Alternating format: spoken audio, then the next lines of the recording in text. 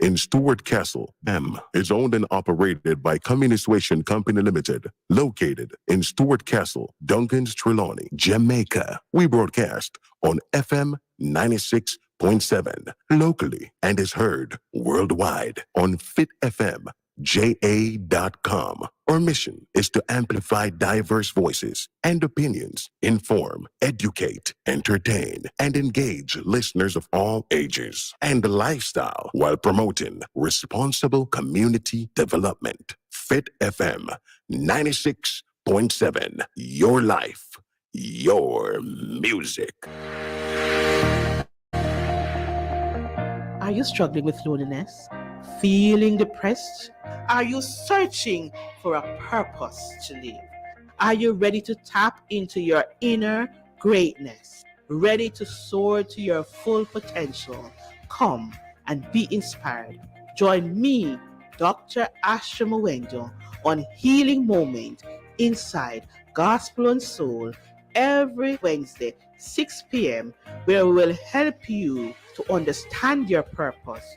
We will help you to find your wind. We'll show you how to open your wings and fly. Healing Moments, Fit FM 96.7, your life, your music.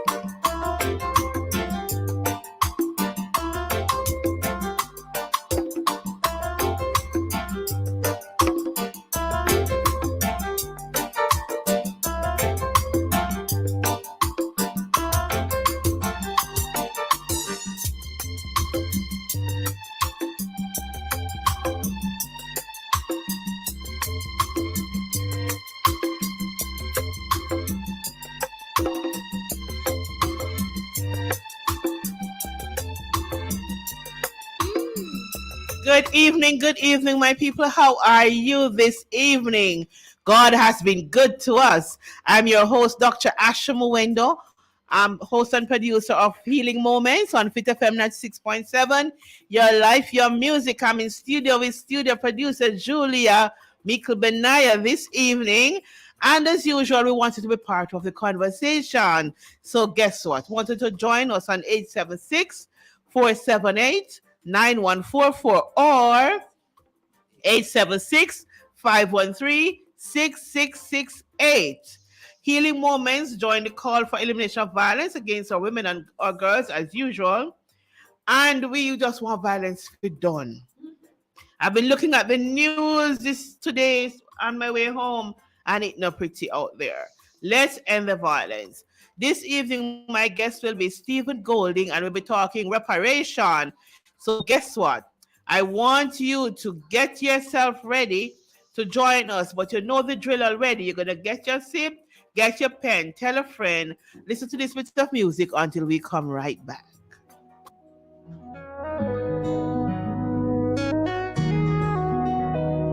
Oh God, life is a journey filled with hills and turns. Lord, you don't feel me, brought me through the worst. Honestly, feel like the road is long. Give me the strength not to carry on.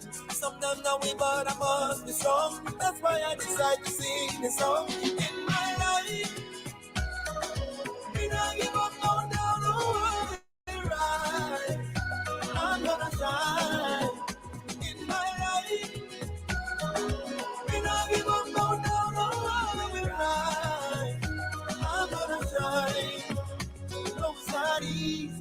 Don't back down in adversity. Oh, I gotta push on, I must stay strong. I'm fighting with my mind and I must move on. Hey, every day you got to write those plans. At the end of the day, you gotta say Lord times. And over your head, you gotta live by faith. Cause I'm running the race, endurance in my life. We don't give up, no, down, no, I will rise. I'm gonna shine. Okay, welcome back. So I'm gonna shine by Jermaine Edwards is a song we're just listening, and so of course we're shining bright by Jermaine Edwards, and we know as usual, as long as the sun comes up and divine blesses us, we are shining bright. This evening I'm going to cut my Let's Talk quickly short. So I just want to greet you, tell you, continue to support our program for my own his children. I want to thank the persons who have been contributing to the program. Thank you so very much, including our ever faithful Patrick Beckford and others who have been contributing. We need your support to continue supporting my honest children. So whatever contribution you are able to give, we are very, very grateful. So this evening, I have an awesome guest lineup before you. We'll be talking reparation, and we know the conversation goes on and on. Some of us really don't understand it, and so this evening we have with us Stephen Golding, who is the president of the Jamaica division of the Universal Negro Improvement Association (UNIA) and the African Communities League. We know him. He has a famous wife, Empress Golding, and two awesome children, Tatius Kush and Zipporah Anuli. I'm telling you, these children are awesome. And so this evening we have Stephen with us, and we're going to talk much. So he's going to tell you a little bit about himself. And so we will have him online this evening because he's on the road, but he has taken the time out to talk with us on healing moments. And for this, we're truly, truly happy. Mr. Golding, how are you? How are you, Doc? Can you hear me okay? I'm hearing you loud and clear, loud and clear. God is good. There's always a way. Good evening to you. Good evening to your listeners. Good evening to everybody at Fit FM. Thank you, thank you. And you know, all our listeners are listening in this evening. When I send out the notice, some person say they might turn up them ears because they don't understand this reparation thing. But before you talk reparation, just tell us a little bit about Stephen and what you're up to these days. I think you've said it all. President of the Gavi founded UNIA, the first division founded in the world. Member of the National Council on Reparation. You know, I'm a teacher by trade, so to speak. And the professor of Gavism. Yes. So in this 21st century, the century of the reparations movement, we are lending our time and energy to complete what our ancestors started, you know, and see the battle through to its conclusive finale. Amen. Amen. Amen. So, Stephen, when we talk about reparation, what are we talking about?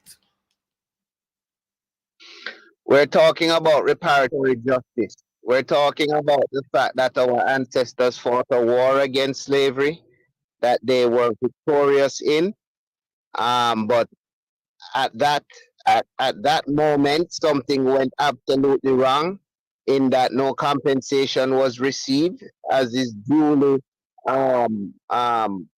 accredited. Instead, compensation was paid to the losers of the war.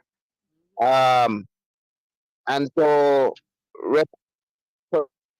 reparations is about not only righting that wrong, but seeing the efforts of our ancestors to a satisfactory conclusion.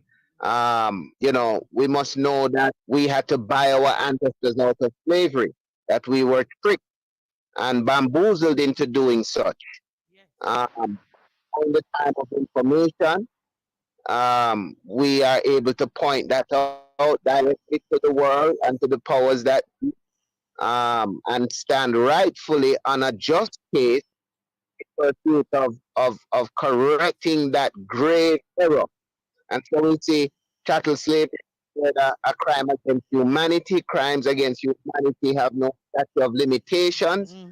But compensated for this grave crime. And so we have a duty as the descendants of those who lived so that they could complete this mission. It now falls to us and on our shoulders, and it's happening. And so we embrace that, and we want all people of African descent in the diaspora and on the continent to lend their own efforts, heart, minds, and body to what is our very reason to exist in pursuit of this ultimate task. Awesome. Before we go into it, I want you to answer two different set of persons.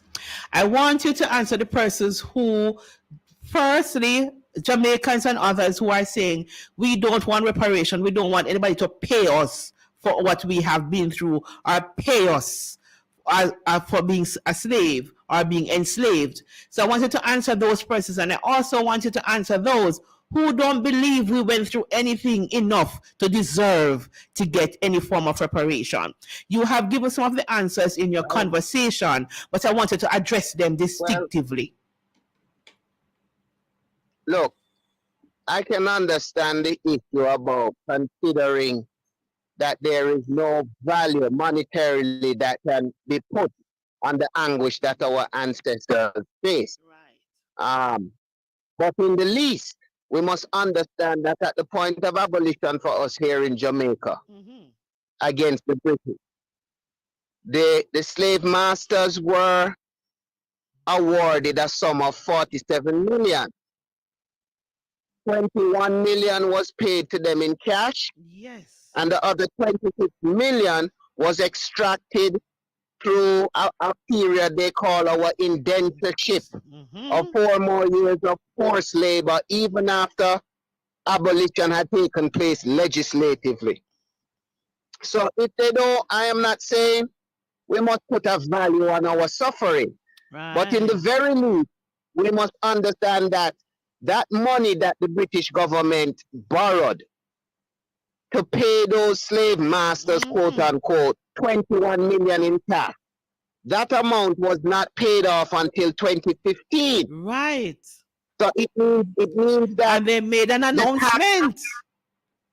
The tax that they extracted from us between 1834, 1838 up to 1962, which is 130 years. The tax that they later extracted from our family who moved to the UK and who worked there as taxes. All of that went to paying back money, not to the African who were due such rightfully, but to actually pay the slave masters to free them.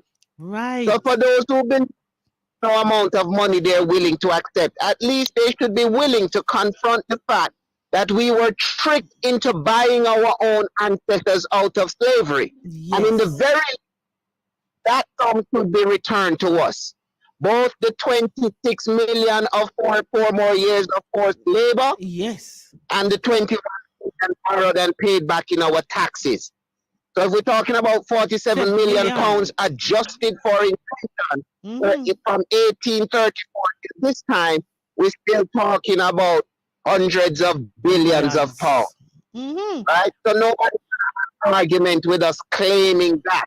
When you have a car accident, you claim your insurance, right? Yes. When things are done to you, you don't have a problem with people seeking justice. So we don't need to make no apologies in seeking justice. We don't need to be afraid of the monetary value and whether it belittles the suffering of our ancestors. No, it doesn't. In fact, the argument strengthens the struggle to let them know that we know that even in emancipation, it wasn't a matter of human rights and human dignity that them, but it was a matter of treating us as property, such to the fact that they put a value on and forced us to buy that and pay that in order to obtain our freedom, right? So when people begin to understand the various facts embedded within the history of our ancestors and abolition, they will understand that reparation is a natural progression once you understand the truth of what happened. And that is rightly so, because until we understand that we are not charging for the blood of our ancestors, we are just saying we had to pay for our own people when they came out of slavery. So we have to pay our Bakamasa to take the stripes off our ancestors back. We just finished paying them back because they called us. We were like the donkeys, and some horses were more important than our ancestors. That's what enslavement did to us. And I want us to remind, and I wanted to remind the people why the slavery that our black people went through was different from regular slavery. Chattel slavery was the only form of slavery that dehumanized the enslaved. Right. Slavery as practiced in Africa and other parts of the world did not dehumanize the enslaved. It was a matter of penal policy. Whereas you had committed a crime or you were a prisoner of war and you had to serve a certain period of enslavement, right? But if you were to have children during that period, your children were not born enslaved. No. Chattel slavery removed the humanity from the enslaved Africans and you know, belittled them, you know, or degraded them to the level of property, so much so that people, slave owners could die and bequeath their slaves in perpetuity. They could be put on the will. They could be placed on will, or unborn children were put on the will to pass down to others. This is the only form of slavery in which the fetus in the womb of a woman was already enslaved before the child was even born. And that is why it is considered the greatest, not just one of, but the greatest crime ever perpetuated against humanity. And we need our people to understand this. The part where we have to say that our ancestors were implicit in selling their brothers and sisters into slavery. Yes, some of them were doing it, but they did not understand that when we got on that ship and we crossed the wide waters, the agreement is the slavery that they knew back in Africa was not what was going to happen to their people. And in the beginning, they were selling, as you had pointed out, criminals, persons who did wrong, and they wouldn't kill them, they would put them into slavery. But slavery in Africa and other parts of the world was for a time and a season. Exactly. Until those people were then absorbed into the new nation that they were enslaved to. So you're absolutely right. That our perception of slavery as Africans did not include chattel slavery. No. And we must also note that the Europeans violated the terms of slavery to the point that even African kings during the transatlantic European trade in enslaved and trafficked Africans wrote to other kings in Europe to say that your people are violating our terms of agreement. and how we operate, and we don't want any more slave traders here. Right. This is what caused such wars as what Queen Nzinga fought. So do not buy into this European myth that, oh, we sold each other. No. That is them twisting the history to pit us against each other, to divide and conquer us, right? Slavery was practiced by the Romans against the British, but it was not cattle slavery. Right. Slavery was practiced in the Japans, in China, in India, but it was not cattle slavery. It was not slavery that did not recognize the humanity of the enslaved. So much so that, you know, white slave masters used to have breeding farms where they would breed their slaves themselves and enslave their own children. Their own children. Right? That did not happen under anybody else's form of slavery, because the child was never born into slavery. They created that and warped it into the most perverted and profane and despicable practice, where they ended up even enslaving their own children that they had bred African women with. And one of the things we want our persons, while we're talking about preparation conversation, the background to understand that even slavery coming to an end did not start with the white man saying enough, they're enough. We had our own ancestors back in Africa already agitating to say what you are doing is not what we had agreed to, and it should end. So a lot of times, absolutely right, the conversation that we have, it seems like it's the same enslavers who turn on sorry for we and decide to set we free. And a matter of fact, they did not set us free. We bought our freedom. That's absolutely right. And they were not the ones who began the long walk to freedom. Remember, you know, that our ancestors rejected cattle slavery as soon as they crossed the Atlantic and found out what it was. Even so before they got here, because they would have heard the backstory. Just the way they treat them on the ship, some of them chose death. Yes, and some of them rebelled and destroyed ships and caused shipwrecks and took over ships and became pirates. So, you know, we rejected it in the ports in Africa. We rejected it on the ships. But, you know, the reason I started with saying we rejected it over this side is because those first enslaved Africans were quick to form communities that the Europeans branded as Maroons. Yes. Most of the Maroons we know about were active from the beginning of the slave trade, from the 16th and 17th century. And we had less Maroon communities forming later, because the European adapted and began to breed his own enslaved African, began to violate treaties and bring over women and children, more docile people, as opposed to soldiers who had been trained in battle, or criminals who were prepared to be cutthroat. You know, they had to conform in order to control.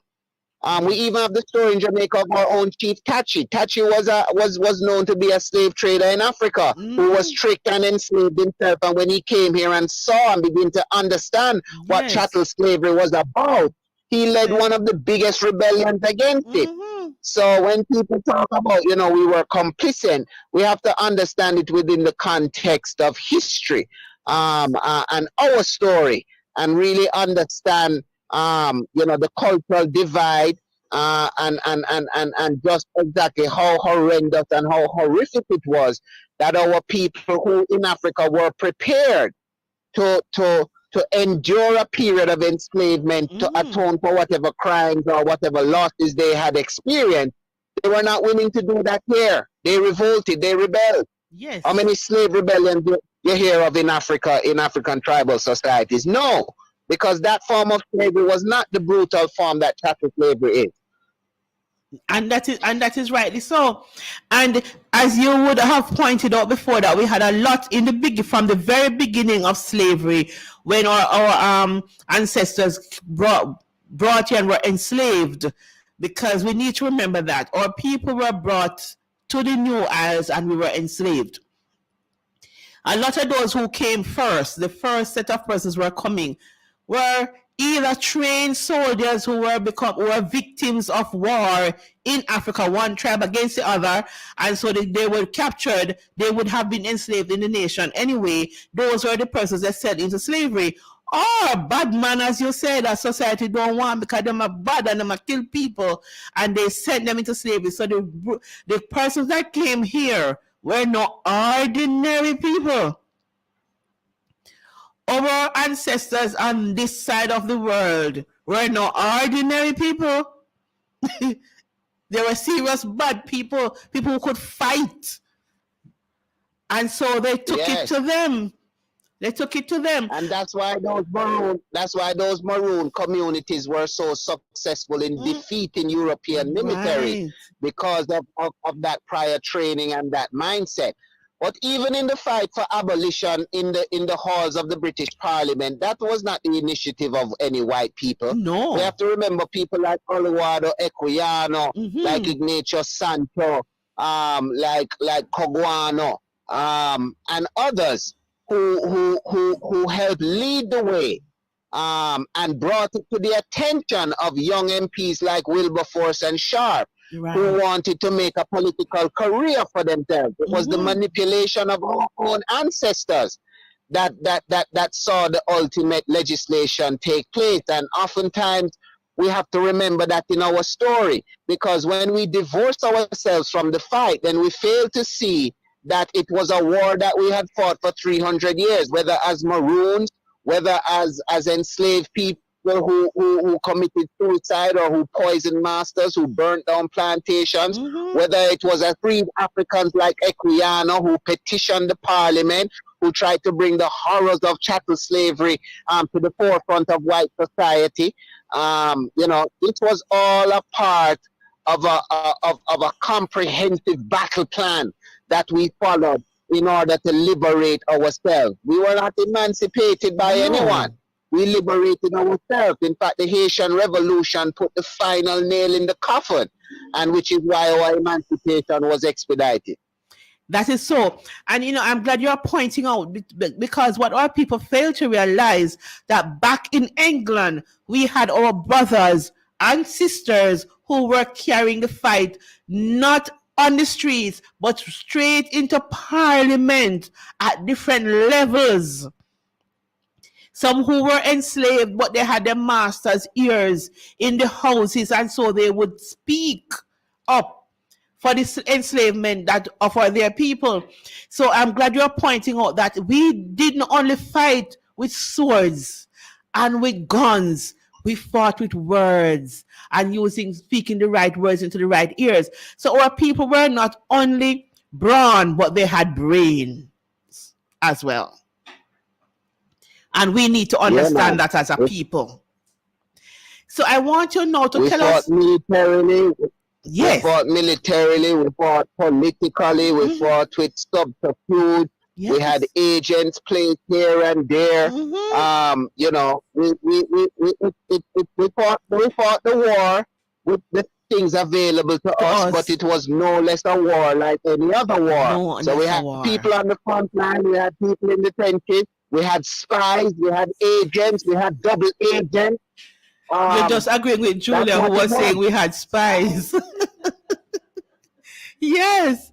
So we were fighting, and persons were fighting in England, but our ancestors on the motherland were also using written letters, and they were also fighting from that end for our freedom as well, and the Maroons were doing their part on the ground. So it was really a united fight using the different modalities to say to them, listen to me, we are fighting for what our right. We are not animals. You don't own us.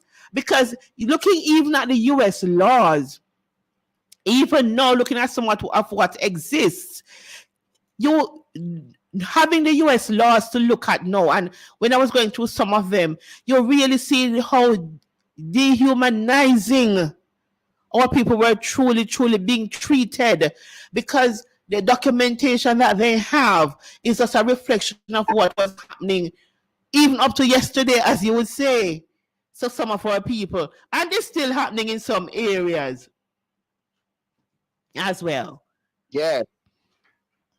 So I wanted to tell us a little Yeah. bit, tell us a little bit more about, talk us now through a little of what took place in Haiti, or IT, as some person would say, a little of what led to what happened in IT and to other parts of the Caribbean. Because sometimes we fail to realize that Jamaica was not the only island in the Caribbean that went through slavery.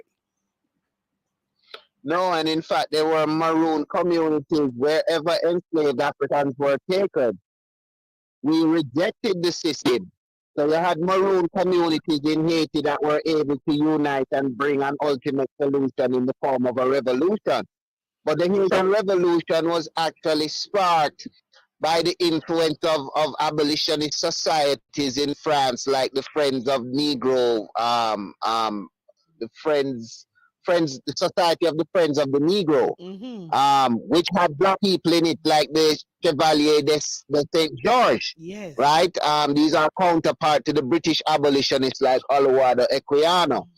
And remember, France produced a Charter of Human Rights in 1789 or so, where they began to speak about the liberties that are God-given to every human being. And this was the idea that ultimately led to the colored mulatto class in Haiti seeking their rights as citizens.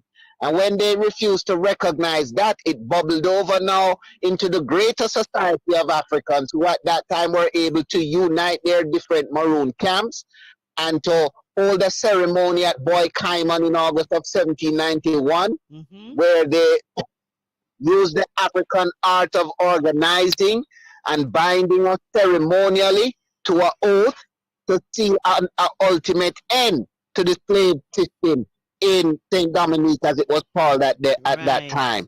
And that's where the Haitian Revolution comes from. It was started from people like Adrebayo, Dottie Bookman and others, and then later led by people like Louverture and Desailly, you know, but it didn't start with them. It started with the maroon community coming together as a result of an uprising started by people like Vincent Odje and others amongst the colored free class who had been captured and executed. So, you know, the Haitian Revolution, because there were maroon communities in all areas where enslaved Africans were, Europeans realized that there was the potential for this to happen all over the place. And so they had to change their policies. Ultimately, they had to capitulate. They had to accept defeat and change the system of exploitation and enslavement that they were using. You know, what is sad is that, you know, they were able to contain us within these smaller nations, as opposed to an ultimate unification of black people that was attempted by people like Marcus Garvey almost a century after the Haitian Revolution or the abolition of slavery. Yes, and so the work continues now for us to get to our enslavers, to say to them, we need full apology and the whole 9 years of reparation. Talk us a little bit now of what are we expecting in this dispensation, this leg of the reparation conversation. Well, CARICOM has a 10-point program. It's online at CARICOMreparations.org. Yes. It demands an apology. It demands, you know, transfer of technology, public health addresses, you know, repatriation, monetary compensation in terms of transfer of wealth, a number of things. So as a part of CARICOM, we want to put forward a united front. We have a situation now, though, where you see various families and entities admitting their involvement in the slave trade and the fact that they are built on dirty money, money that trampled on the rights of humans. And so now they're trying to make atonement, but they are trying to decide how that atonement should be made. For example, the family in Grenada, which put up I think, £100,000. When we check it back, Their compensation was worth well over 2 million pounds in that day. Right. But yet they're only offering 100,000 pounds to say, okay, well, we have atoned. So it's very important for us to be united at this juncture. Let's not argue and question about whether reparations should happen or if it's happening. It's happening. It is happening. So let's we just needed to unite so that we have a narrative and that they are meant to conform and meet our demands as opposed to dictating terms to us. Yes. I gotta run. Yes. And so I know you have to leave us. We thank you for having made the time to join with us this evening. And we look forward to continued conversation as development happens. I know later down this month, you're going to be heading off. And so I look forward to the conversations you'll bring back to us from the developments that happen when you go to foreign lands. Stay well, travel safely. And Stephen, you know, as usual, we are so glad to have you with us on Healing Moments. And say hi Always to the family for us. Amen. Always my pleasure. Congrats on a great show. Wishing you all the best Healing Moments. Big up to Fit FM. Big up to the family out there in Trelawney and the surrounding communities. And hopefully we'll see and talk with you again soon. Okay, then, my dear, stay blessed. Okay, so as we are coming down this evening, and we're thanking our guest, Stephen, for joining us in his busy schedule, I want to bring just a little, as we continue the reparation conversation, the 10-point action plan that was put in place by CARICOM. It says we want full formal apology. So the descendants of the indigenous people, that we want them to apologize to us for enslaving our brothers and our sisters and our fathers and our parents and our grandparents. We want full apology, and they are to accept responsibility, commit to non-repetition, and pledges to repair the harm caused. Governments from countries responsible for the destruction have refused to offer apologies and have instead issued statements of regret. We don't want statements of regret. We want acceptance that a wrong was done and full apology for it. The second point is indigenous people development programs. So as a result of them taking away our rights and our ancestors' rights, we know we have been set back for years upon years upon years. And so therefore, we want them to give development programs to the countries that are now hosts for the ascendants and descendants of enslavement. We want funding for reparation to Africa. So we want persons to be repatriated to Africa. We want the money to pay fare, to provide transportation for those of us who wants to go back home. We did not pay to come here, and by right, we shouldn't pay if we go back. Right? So we want funding for repatriation to Africa for those amongst us who wants to go back.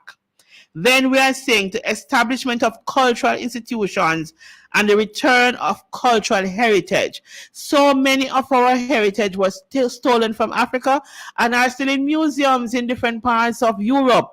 We are saying return the part of our heritage that was taken, and also establish institutions to host these things that were taken from us, and also to train our people about their ancestral culture. We're asking for the establishment of cultural institutions. Oh, I just told you that one. Yes. Education programs. So we want money to be instituted into education programs to build our people. You know, one of the things I've looked at over and over, enslavement was terrible. Chattel slavery was rough, and we were set free. A matter of fact, some of our enslavers who had to give up their property, as we were known, were given opportunity for counseling and reprogramming and also funding to start different programs. Nobody put our ancestors into counseling. There are descendants who are still suffering from the emotional and mental enslavement, was never ever given an opportunity for that to be fixed. We also, the 7th point, the enhancement for historical and cultural knowledge exchanges. So the colonization created a situation where European culture was forced on the population that lived in the region, the people forcibly brought to the region, or those who were brought under a partially voluntary contracts. This forced us to lose our culture, and we are saying we want reculturalization. Programs such as school exchange and culture tours, community artistic and performance programs, entrepreneurial and religious engagements, as well as political interaction are required in order to neutralize the void created by slave voyages and the forced destruction of the history and culture of indigenous and indentured groups. The other one, psychological rehabilitation, is so important as a result of the transmission of trauma. I am telling you, a lot of our people in this day and age is operating from trauma-informed DNA. And a lot of the craziness that is happening around us is from this back end of enslavement, the trauma that we have gone through. Our people were taken in, put in such a place that people who come off the plantation know nothing about family structure. Because who was enslaved is not who leave the plantation. So who was enslaved know what it was, what they missed about family. On the plantation, we were dehumanized. We were breed and have children, and the children were taken from mother's breasts and sold to other places. So this culture of family was not allowed to be created and fostered. And so therefore our ancestors only know brutality. They were beaten from morning till evening for every little thing. And that is the DNA that came off the plantation. And the reculturalization and trying to teach new norms is taking a while. And we have seen what is happening now. In trying to change the culture of abuse, we went back to the stage now where people are growing up not understanding their position, not respecting people's rights, killing our brothers and sisters. It is in our DNA to do some of the nonsense that we have happening against us. And so psychological rehabilitation becomes extremely important. The right to development through the use of technology. And we know where we are going now. For 400 years, the trade and production of policies of Europe could be summed up in the British slogan, "Not a nail is to be made in the colonies." This was a deliberate decision to retard the technology available for development. So we come from an era where everything we use in the Caribbean had to be made in somebody else's country. And so we import up until today, we are importing almost everything. We are now asking for the funding to create technologies within our own countries that we can create things for ourselves. We have come a long way, but with the right funding, we can go much farther, much faster. And the one that is really something that I don't know. I have a question about this, but it is there and it is what they're asking for: debt cancellation and monetary compensation.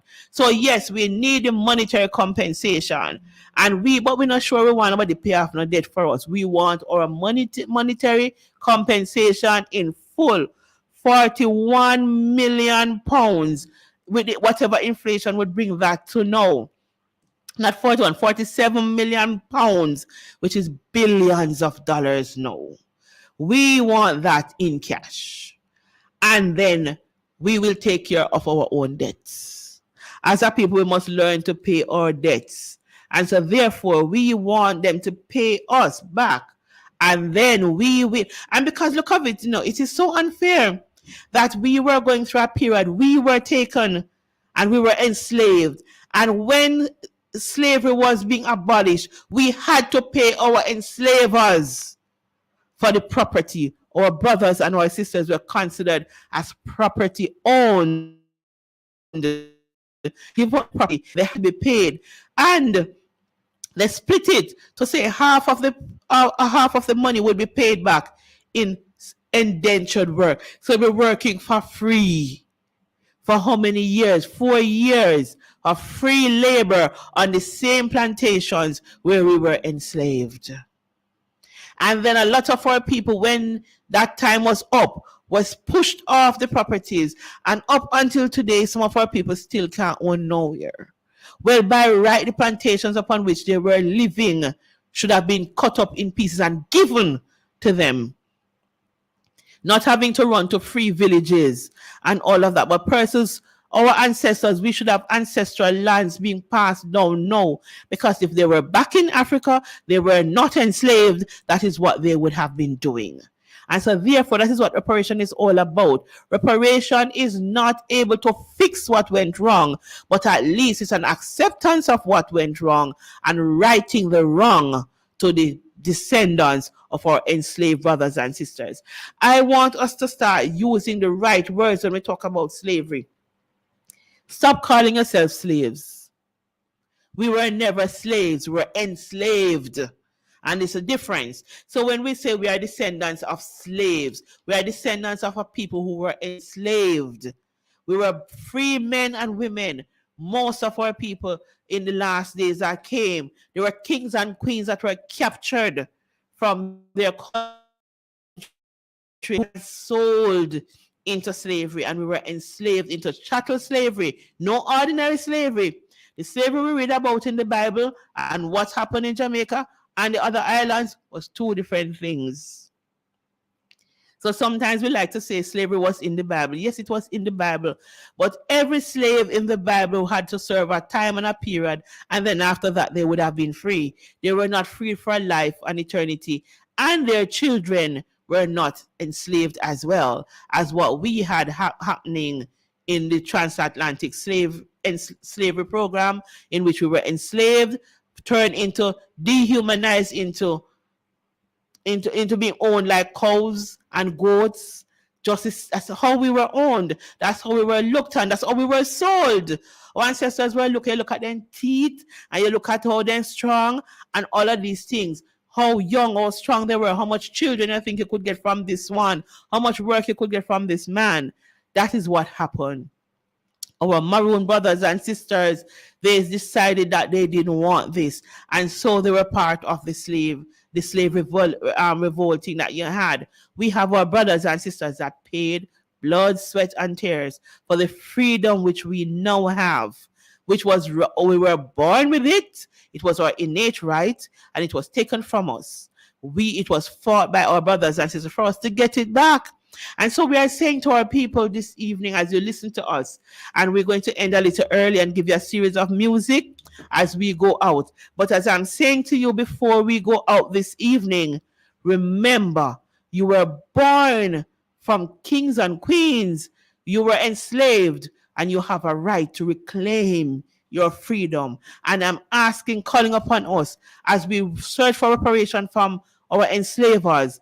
You give yourself your own reparation by setting yourself free mentally.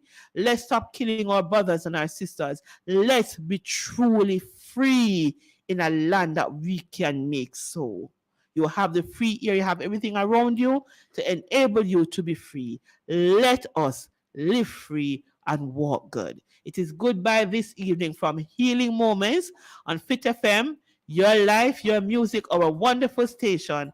Next week, we have an awesome program lined up for you again. Stay good, walk good. Goodbye.